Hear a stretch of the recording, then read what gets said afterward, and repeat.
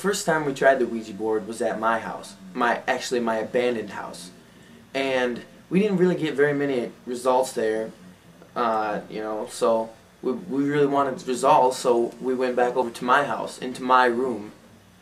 That definitely wasn't a very good idea because it left me scarred for about a month.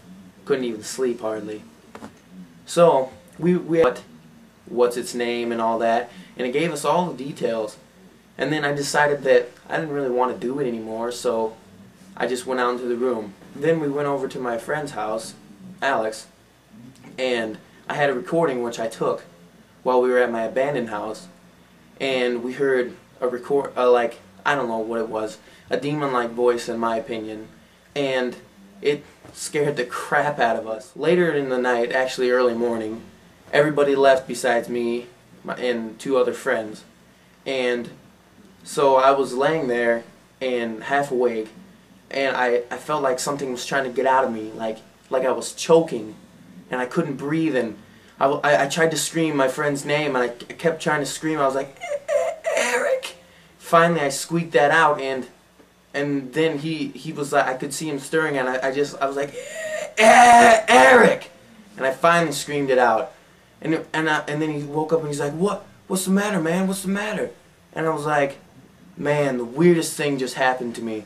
It felt like something was trying to get out of me. Then later, I asked my friend, and they were I actually asked all my friends, and they all said I was acting really strange. And when I went out of the room and talked to my friend, and went out of the room the night of the Ouija board occurrence, in my room, my friend said I was talking in a low-toned voice, and that I was saying stuff I wouldn't normally say. I was like, man. Wow, that was horrifying. Will this evidence be enough to prove their shocking story? We now turn to Mercedes, a young Caucasian boy, to present us with his findings. So, Mercedes, what evidence do you have to share with us tonight? That night, we came across many things which could indicate the paranormal.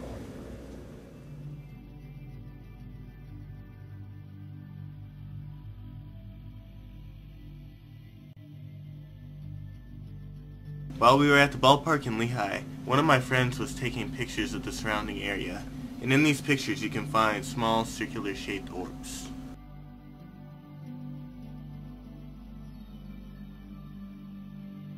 In other pictures we found this strange mist, some of which resembled a skull. While we were in the house, Demetrius asked if the spirit would touch his hand. Soon after, white prints appeared in the middle of his palm. Also, while at the ballpark in Lehigh, a friend of mine asked the Ouija board if it would give us a sign. Before the question, there was a silence, but soon after the question, we could hear the dogs in the surrounding area start barking. Spirit, can you please give us a sign in the form of a sound?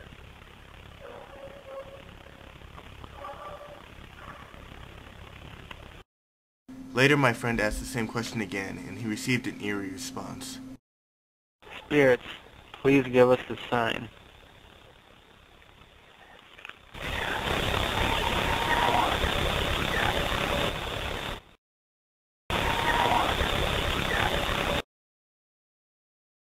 We caught a similar EVP while at my friend's abandoned house. Did anyone die in this house?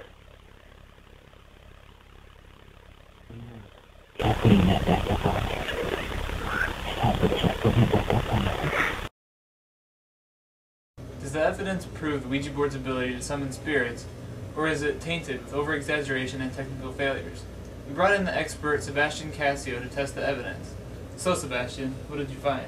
Well, Rich, after close examination of all the evidence, I've concluded that almost all of their findings are either inconclusive or completely disproven. Why don't you follow me and I'll show you what I have found.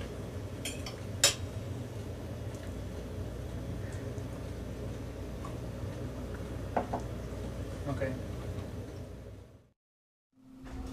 I first analyzed the orbs.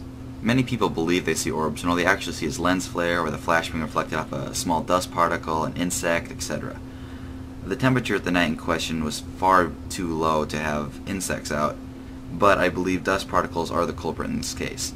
As you can see from many of the other pictures, there isn't just a single orb, there are hundreds. The night in question wasn't incredibly windy, but it was windy enough to blow dust into the air, creating pictures like these.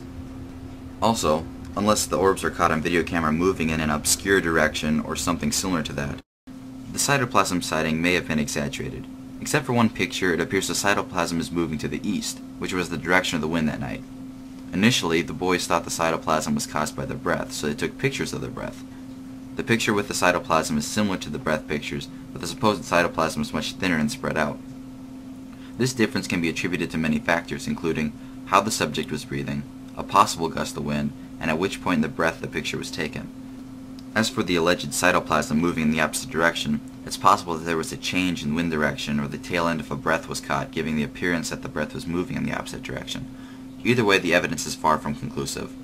Also, the apparent head in one of the pictures is probably a mere coincidence. As for the fingerprint, the answer is fairly simple. As you can see from the picture taken just before the fingerprint appears, the team member's hand is resting on the floor, a floor which is covered in drywall dust. In all likelihood, the fingerprint was caused by the team member without him even knowing it. The other testimony presented, including the alleged choking of one of the boys by a spirit, and the spiritual cued dog barkings, are inconclusive. The choking could be a matter of the subconscious, and with no hard evidence to prove the boy's story, the incident must be declared inconclusive. Likewise, the barking dog story must be pronounced inconclusive. It's too likely the incident was coincidental. I will admit, the EVPs are a mystery. I have no conceivable evidence or theory to disprove them. Are the EVPs and eyewitness accounts alone enough to prove that the Ouija board is not just a mere game, but a portal into the afterlife? We'll let the viewing audience decide. I'm Rich Zinsky, and in the immortal words of the Ouija board, goodbye. What? The Yankees got Randy Johnson.